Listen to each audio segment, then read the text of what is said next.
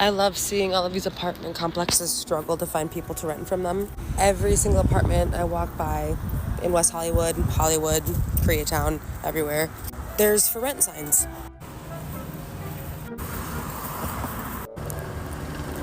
There's some that have been up for months.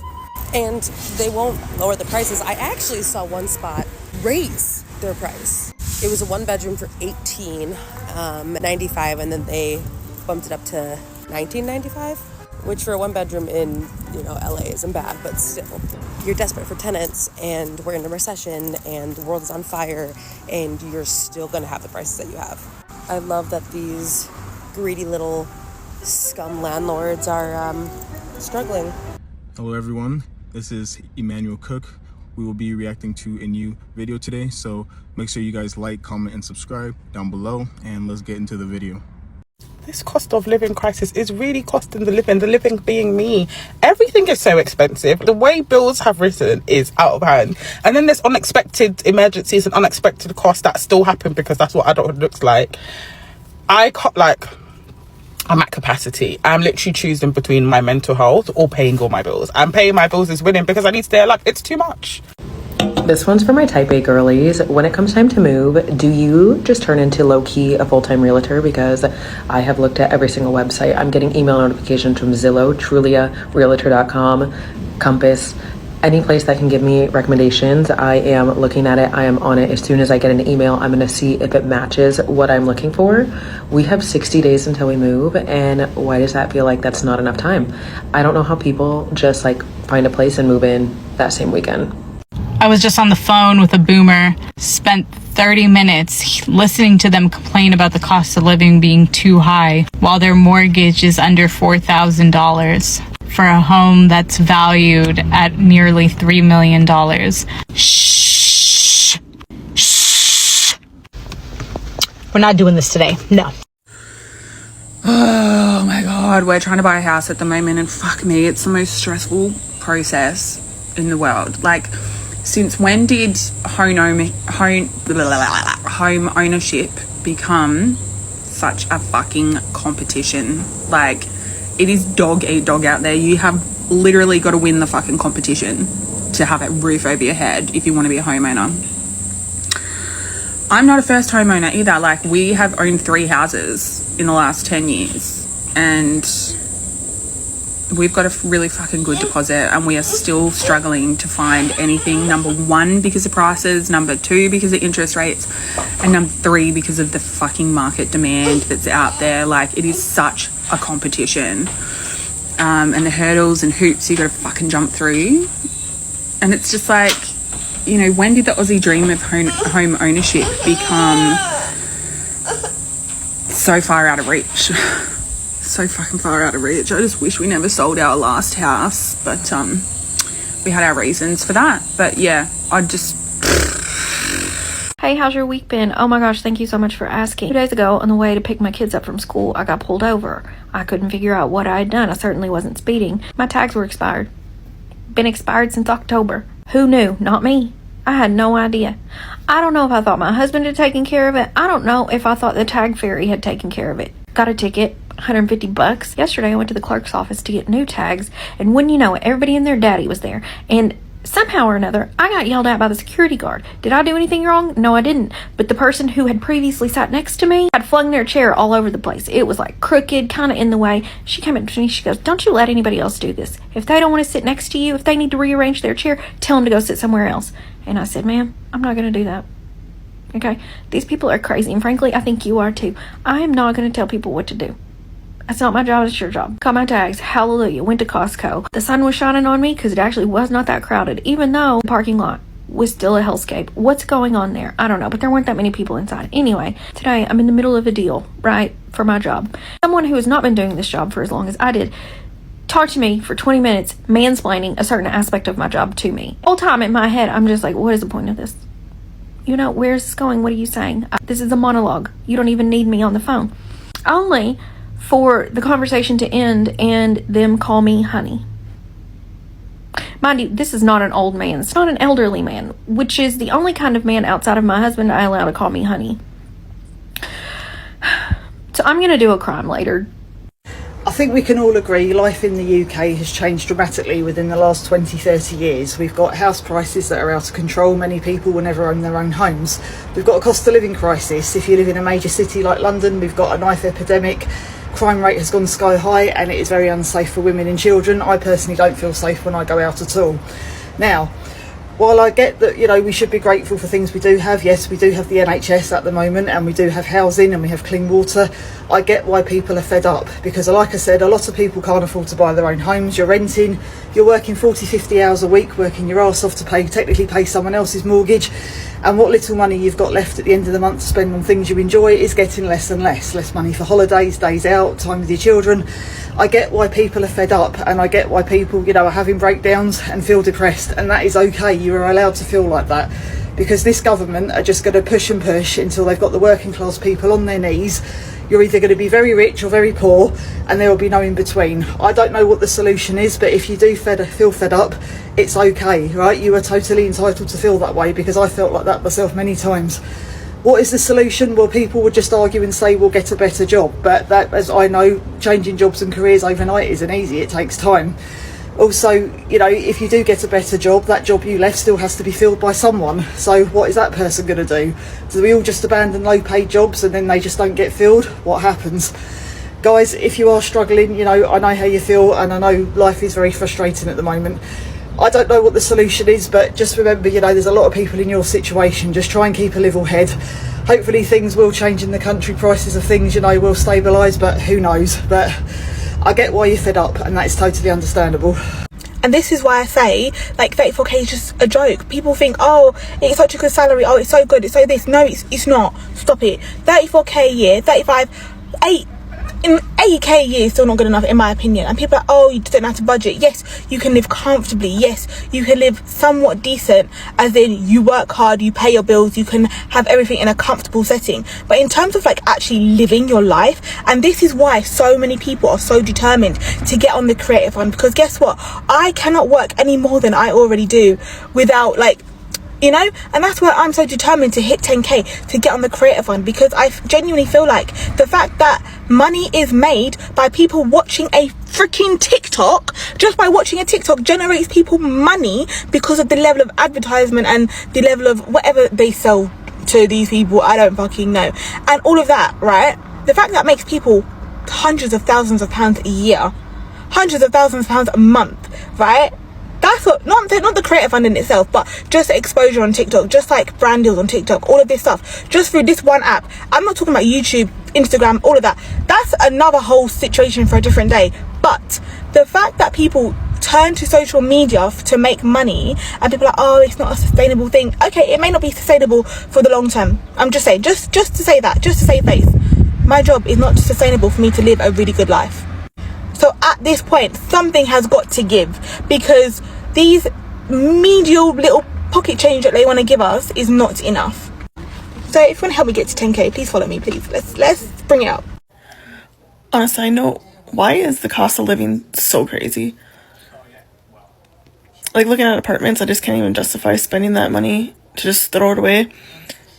But then I have land and it's like, oh, I could put something up.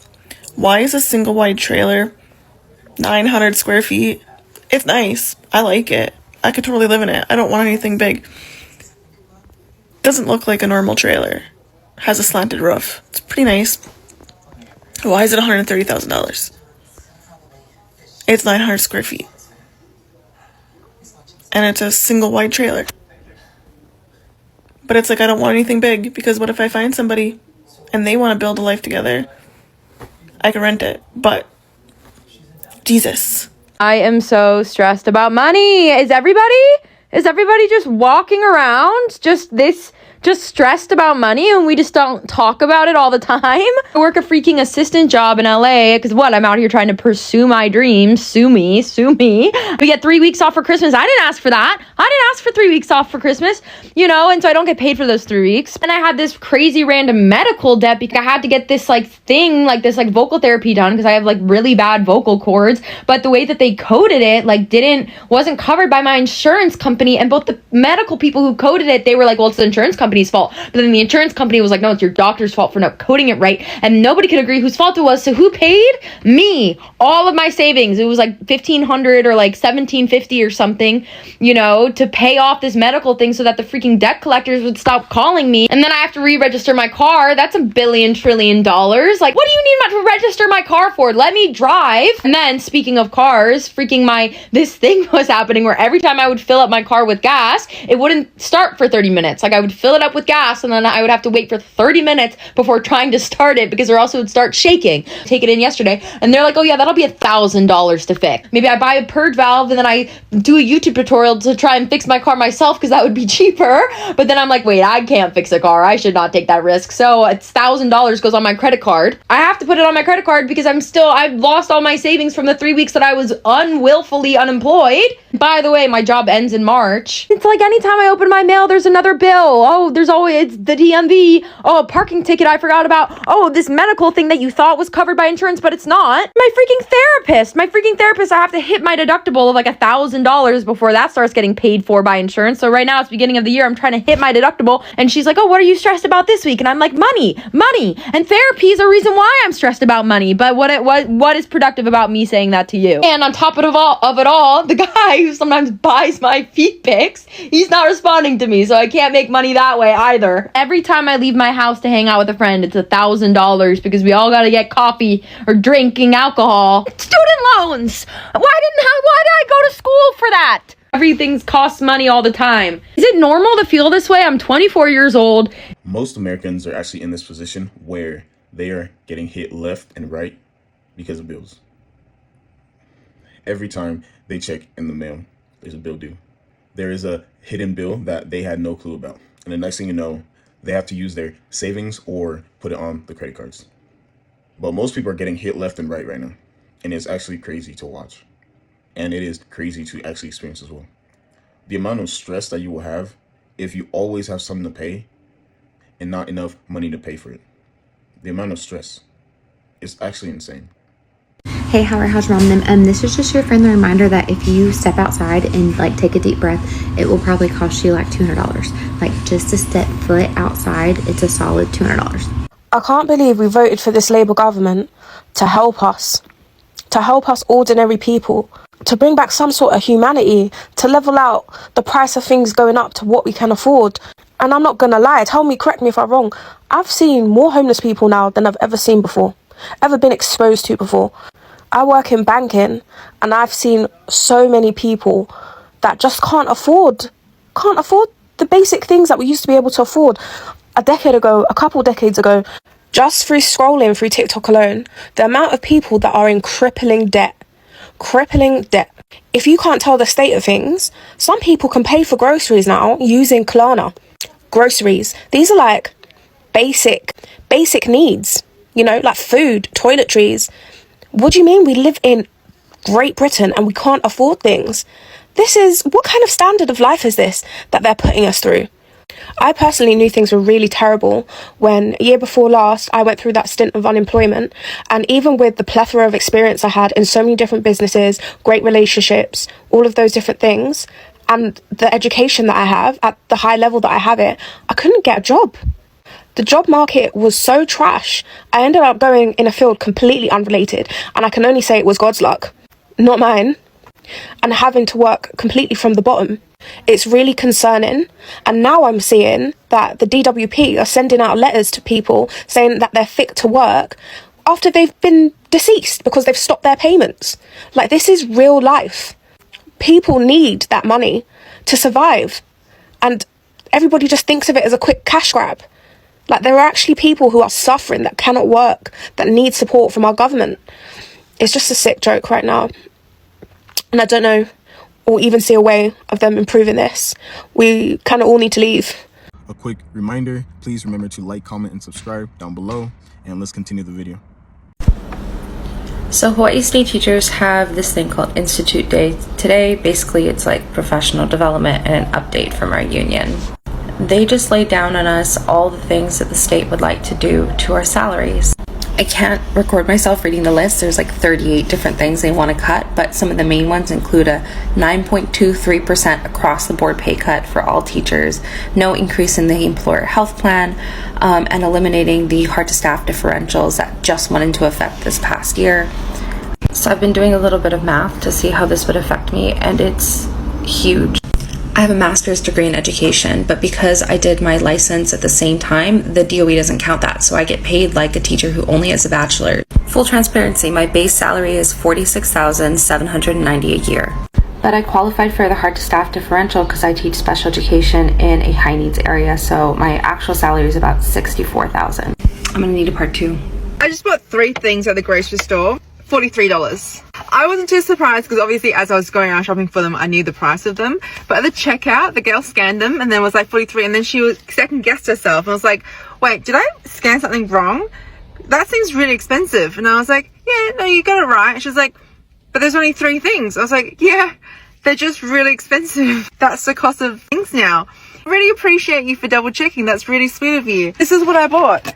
Persimmons. These are one of my favorite fruits to eat. You can only get them at certain times of the year. They're nice and juicy and plump this time of the year, but they are pretty expensive. They were 2 for $7 and I bought 4 of them, which was $14. I bought some chicken thigh fillet, the Mount Barker free range one, which was $12.22. And then I bought a Black Forest log. It was actually on sale. It was $16.99 down from $23. I know you're all thinking probably shouldn't have bought that. It's not a need, but you'd be wrong. It is a need because it's that time of the month, and for all my girls, we know chocolate is very important that time of the month. So it is a necessity. So yeah, 3 things, $43. That is the cost of living in Australia right now. Capitalism is failing because it is fundamentally incompatible with our ecosystem. There's a fundamental conflict of interest when it comes to population growth, because population growth is the foundation of capitalism. It's the most important element to keep capitalism functioning. But it's also the main problem for environmental catastrophe. If you walk into any environmental studies classroom, they will tell you that there's something called a carrying capacity, which is the population that the Earth can sustain, the human population that the Earth can sustain. And a lot of scientists, many if not most of them, estimate that the carrying capacity is around 10 billion people. And what are we at? 8 billion people. And considering that population growth is exponential, we are very, very rapidly approaching the carrying capacity, meaning that the way that our world is designed is set up to fail. Now, a lot of people argue that a zero growth economy under capitalism is possible and we can just replace the population, doesn't have to grow. And people will also tell you that overpopulation is not the main problem for the environment. It's overproduction, overconsumption of the Earth's resources. So it's a issue with how we practice capitalism. But this is capitalism. This is how human beings practice capitalism. So we would still need a major shift in societal models to fix this problem. It's just so crazy to me to see articles being written and hear people talking about population decline only in the context of what it means for our societies and our economies and capitalism. And yes, it's destructive in that context, but bigger picture, longer term, a declining birth rate is actually good for humanity and all of life in general. Advice to all people living in Ireland: please buy oil this week. If you're going to do anything that requires energy, do it this week. If Iran closes the Strait of Hormuz, the oil prices are going to get so high internationally.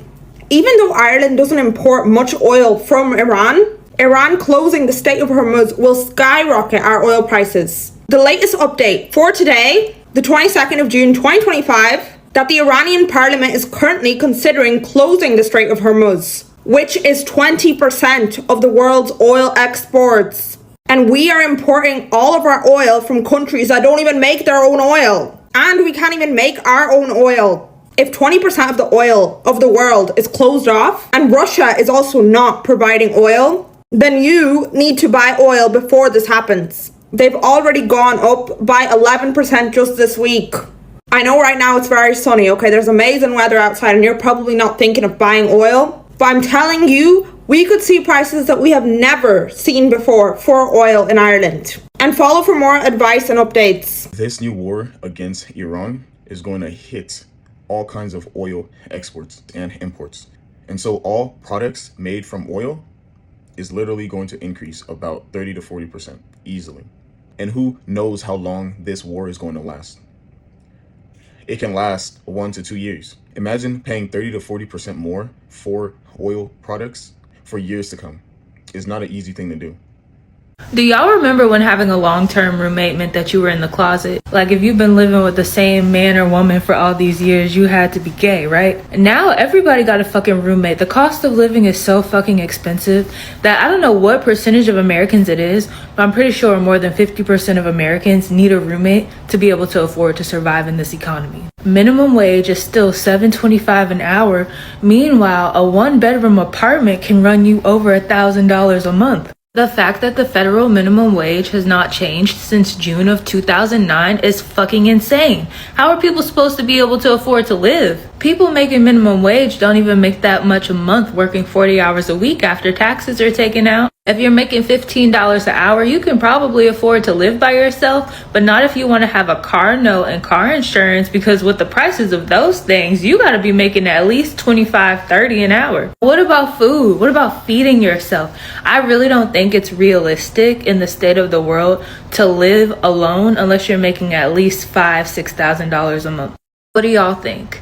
Who do you know that makes over $250,000 a year as a family of 4? I'll wait. Who do you know that makes over $95,000 a year as an individual? Okay, well, according to Smart Asset, that is the amount of money that you would need to make in Pennsylvania to live comfortably in 2025. And the numbers for other states that are more expensive are absolutely insane, being over $100,000 for some states, you needing to make that as an individual, and over $300,000 as a family. Now, listen, maybe you do know somebody that's a part of that 12% of the population that makes over $90,000 a year as an individual. I don't really know the stats of who makes over $250,000 a year as a family, but I do know that the median income in the United States is $80,000 a year. So why would Smart Asset come out with an article like this saying that we should have 50% of our income going to like bills and necessities and 30% going to discretionary spending and 20% going to saving? Why would they say that, knowing that mostly nobody can afford this? Nobody can afford to do that. And not only can they not afford to do that,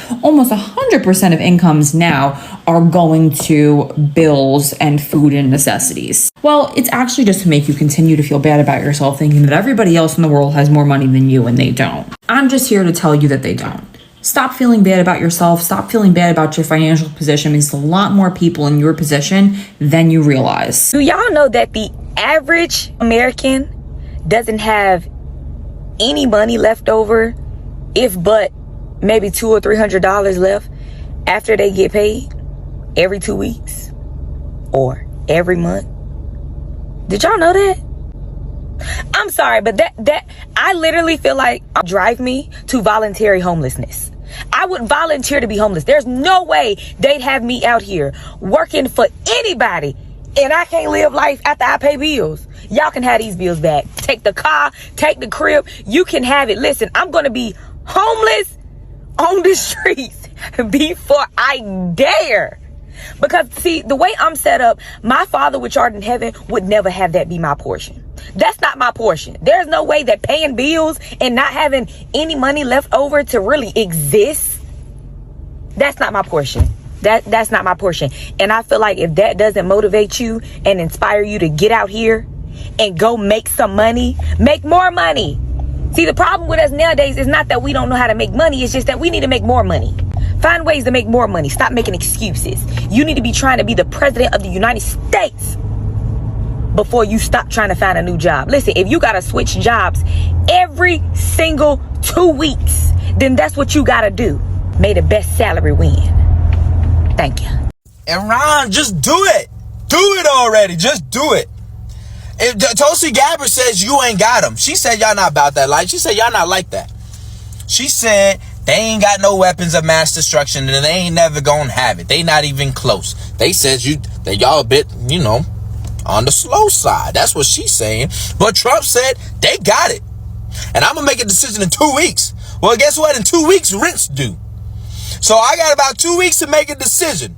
So I'm gonna need you to hurry up and make that decision so I can make mine. As a matter of fact, I'm ready. Do it. Do it. I want to see something.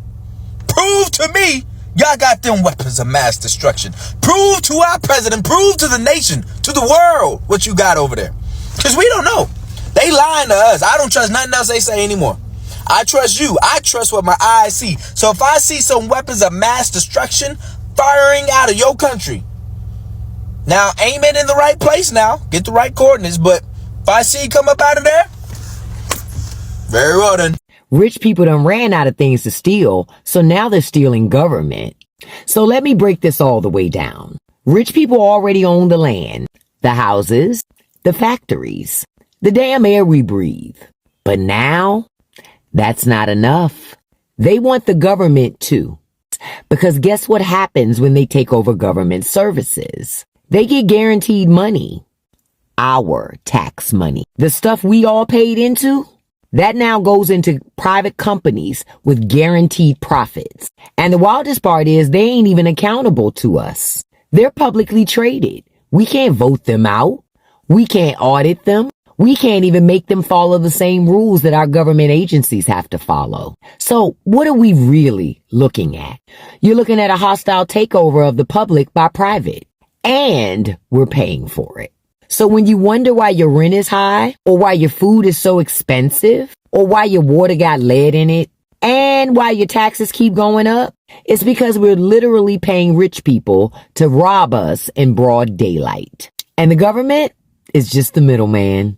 So comment if you're tired of getting played and paying for your own oppression. Owning a car in Singapore is seriously no joke, because not only is the car itself expensive, but the parking is expensive, the ERP is expensive, everything is just so expensive in Singapore. But nothing could have prepared me for how much I paid just now when I parked at Tanjong Pagar. Okay, I was at Pixia Street. That's that big open air car park. I parked at the wrong one. I parked at the wrong one. The building that I parked at right beside it, okay, I was there for like maybe 3.5 hours to do my hair. Okay, I did my hair at Hint Salon. I went back to black. Now I look like I'm 16 years old again. 3.5 hours. How much do you think 3.5 hours cost to park there? For context, I think like Ion Orchard for 3.5 hours would be like $9, $10. Down there was $20. $20 for 3.5 hours. I literally unlocked the new facial expression there. Like the gasp that I gasped. I was only there for 3.5 hours because I only did one color for my hair. But can you imagine if I did a balayage and I was there the whole entire day? How much is a parking fee? $100? The cost of owning a car in Singapore is absolutely absurd. It is absurd, let alone the cost of living. Lesson learned, open my eyes and read the signboard of how much the parking costs before just blindly entering any car park, thinking that it will be maximum like $10, $15. But anyway, no complaints because I got a super nice haircut and color by Hint Salon, and now my hair is back to black and I look 16 again. If you saw me on the road driving like this, you wouldn't think I drive like a maniac. You would think I'm underage. Singapore is very expensive. It is like LA or New York prices over there. That is not a cheap place to live whatsoever. And it is a financial hub over there as well, so it is extremely expensive. I have a legit question, and this is just in my area. I don't know if it's happening anywhere else. I live in, Hampton Roads area, Norfolk, Virginia Beach, Chesapeake, etc.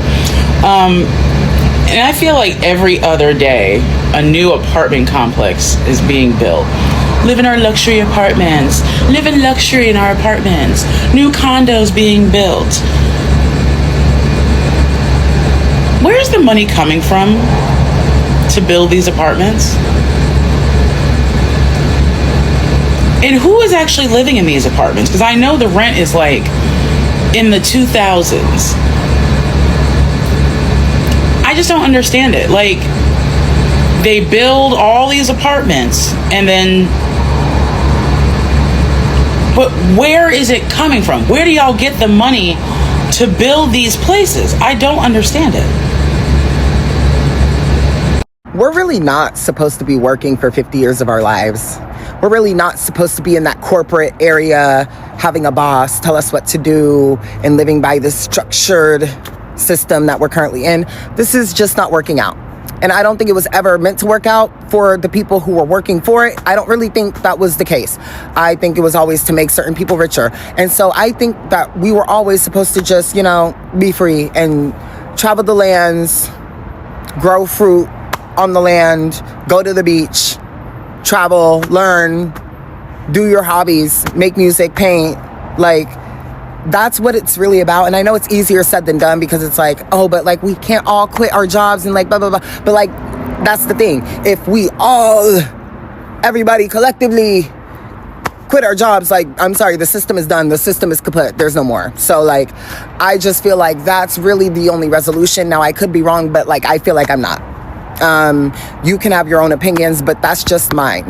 And I feel like my opinion is a fact, which is, again, an opinion, but I'm going to choose to believe that that is a fact.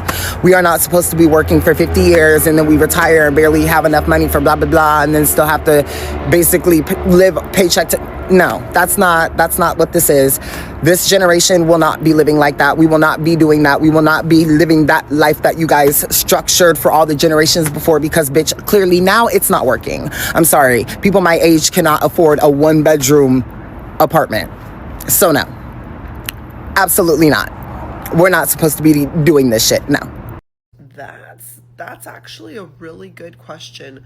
Since we're going to war, like, it's only a matter of time until it's official, do the American people, do we still pay our bills, or is that going to be forgiven, or, like, are they going to lose track of it and just focus on, like, what they spend and, like, war, or, like, how does that happen?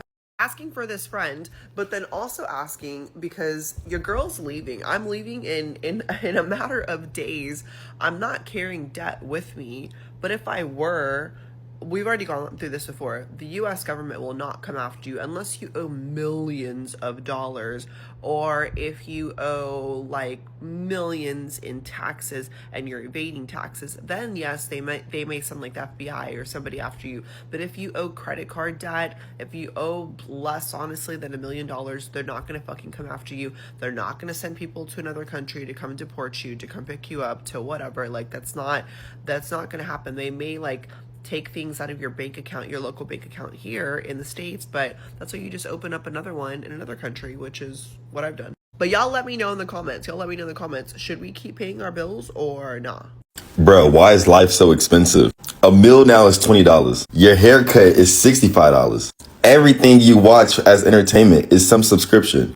Basic t-shirts from Walmart are starting to cost like $8 to $10. Inflation at today's rate is sickening. They get through their day because they're alcoholics, okay?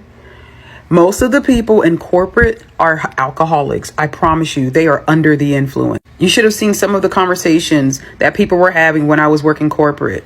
When I was working corporate, people would literally talk about drinking as soon as they got home, or drinking until they fell asleep, or meeting up to drink. That's all they do. That's how they get through their day. And people who don't resort to that, I don't know how the fuck they're surviving corporate, because it's hard. When you don't have something like a crutch, it's hard. But if nobody else tells you, that's how they're getting through their days. That's why you're seeing all of these people who are working from home with jugs of wine, and they're drinking wine while they're working. When you're working in corporate, people talk about how they drink. They just drink. That's what they're doing. They are soothing themselves to sleep because their lives are so miserable working in corporate. It is a miserable job. Like, it is top miserable job of jobs that ever existed. There's no feeling of accomplishment working in corporate. And they know this, and that's why they have to drink themselves into the next day in order to deal with the next day. Dude, I can't even begin to explain how fucked trying to find a place to rent is. I just went to, I want to say, probably my 50th fucking inspection. And I literally could not believe at 12 o'clock in the fucking day, there was easily 100 people at this fucking inspection. What? I've got another one this afternoon at 4. My brain is rotting at this point. I can't even tell you how many places I've looked at. I don't know what I've applied for. I don't know. I'm just that overwhelmed with it. I'm that fucking over it. Someone in this government better actually do something about the house demand, the rental demand, the cost of living, and the fact we even have to pay to live here anyway is fucking insane. Like, you literally mean to tell me that some hunt somewhere along the way was like, let's create this thing called money that every human to exist on planet Earth is going to attach a sense of self-value and worth to. And then like we can literally print as much as we want. It's literally just numbers on a screen. Like it's actually not even real, but we're going to make it think it's so fucked, make them think that it's so tangible and so valuable, right? That they have to pay to eat, pay to live, pay to like exist on this planet that's allegedly just spinning and floating through the vastness of space.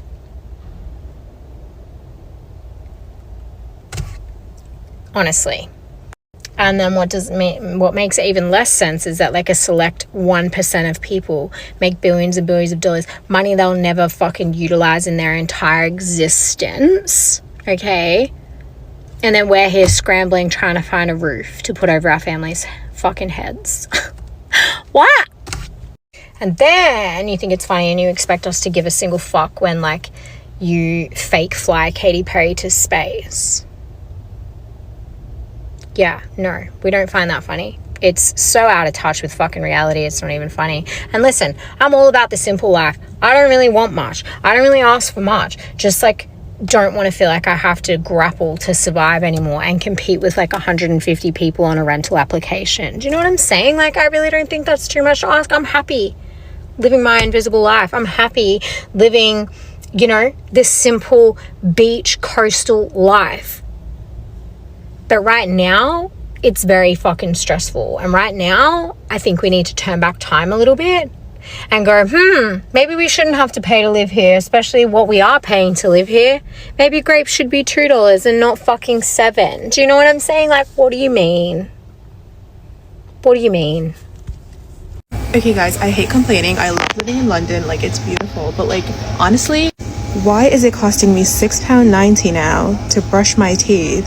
And that's not only it, $7.15 for toothpaste, for Hi, I'd like to report a case of daylight robbery, thanks. I don't want to be dramatic, but I just went to this shop because I thought I'd get a quick coffee. I've just finished one job, I'm going on to the next. And this cup cost me $4.25. I'd get one a wee bit more for that for Starbucks, and I didn't go there because I thought, oh, it might be cheaper there. I was wrong. I've had one sip out of this to taste it, right? No a gulp, one sip, and just take a wee look. Not full. I've had one small sip out of that. Bear that in mind. It's not even full for $4.25. I mean, does it taste delicious? Absolutely. But there's a cost of living crisis on, and I can't be paying $4.25 for a half-filled cup. To be fair, you could argue I shouldn't be buying it all. And I haven't been. I've been really good. I haven't been buying coffees, but I thought, oh, I'll treat myself. Eat that as an actual joke. I can't believe that. Don't know if I'll be going back. Also, if I'd noticed in the shop, I would have said something before anyone comes at me and says you should have spoke up. But I'm now in my car and I don't have time. But yeah, I'm not really that impressed. These large corporations have actually shrunk their cup sizes. A large cup is now actually a medium-sized cup, and a medium-sized cup is actually a small cup. And a small cup is actually a kid's meal cup. Guys, it's called shrinkflation. They charge more and they have smaller items, smaller products, I would say. And so you are literally paying more for less. No, let's talk about it, because I feel like I feel like we're not talking about the cost of living crisis enough, and people are pretending like it's not happening, and I find it really upsetting, because let's not pretend like we have money to afford this. I don't know about y'all, but I can't afford things the way that I used to. And I hate the fact that when I bring it up, majority of the people around me try to act like it's not that much of a big deal when it is a big deal. Like, guys, like, it's okay to say like this is crazy, we don't have money, we can't afford it. Bear in mind, the people I'm talking about are university students. So where you're getting the money from? Literally, one of my friends was like, do I want to go buy food with her? Anyways, what she said doesn't matter, but my point is I hate that because we're in this era of a lifestyle and soft life and rich black girl TikTok or whatever side of TikTok or social media that you're on, that everybody feels like they have to pretend like they can maintain this lifestyle and they can like do these things all the time. And I when I can't, I'm literally just going to say I cannot. Manlaha, manta, what else I don't have? I don't have money, I don't have time. And I have patience, and I don't have patience for nonsense. So, I I appreciate you guys watching the video today. Please make sure to like, comment, and subscribe down below, and I'll see you guys in the next video.